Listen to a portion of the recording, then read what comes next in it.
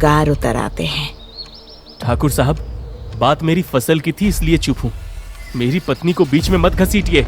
मुझसे जुबान लड़ाता है। चल निकल यहाँ से, नहीं मिलेगी कोई मशीन वशीन। रात को पूरा परिवार खाना खाने बैठा था, लेकिन हरी उदास मन से अपनी थाली को ताक रहा था।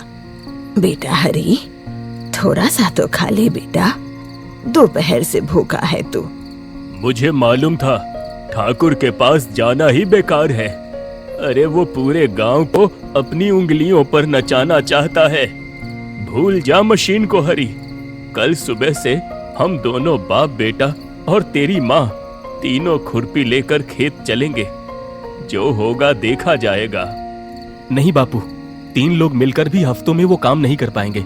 ऊपर से मैंने रघु काका के खेत से भी खरपतवार हटाने का जिम्मा ले रखा है। इतने कम समय में मुझसे ये 2 खेत अकेले नहीं संभलेंगे। फसल बर्बाद हो जाएगी बापू।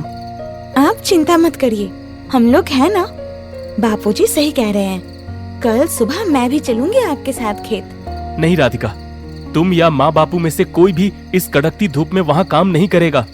ठाकुर यही तो चाहता है कि हम बेबस होकर घुटने टेक दें, पर मैं ऐसा नहीं होने दूंगा।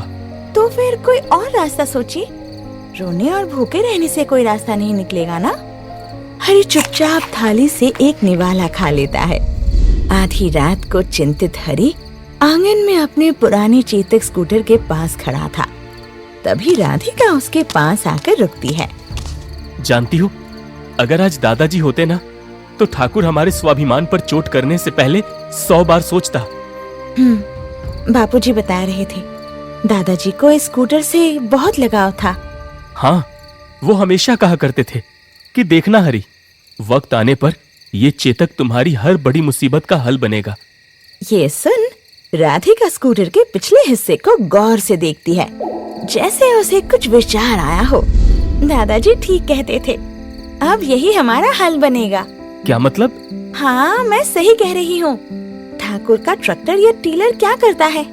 उसमें भी तो एक भारी इंजन ही होता है, जो पीछे लगे लोहे के ब्लेड को खींचता है और मिट्टी खोदता है।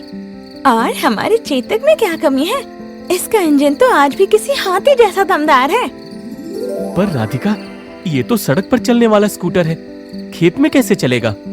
अगर हम इसका पिछला पहिया और भारी लोहा हटा दे और पीछे लोहे की 3-4 खुरपियाँ मजबूत चौखट से जोड़कर लगा दे, तो ये भी खेत में चल सकता है।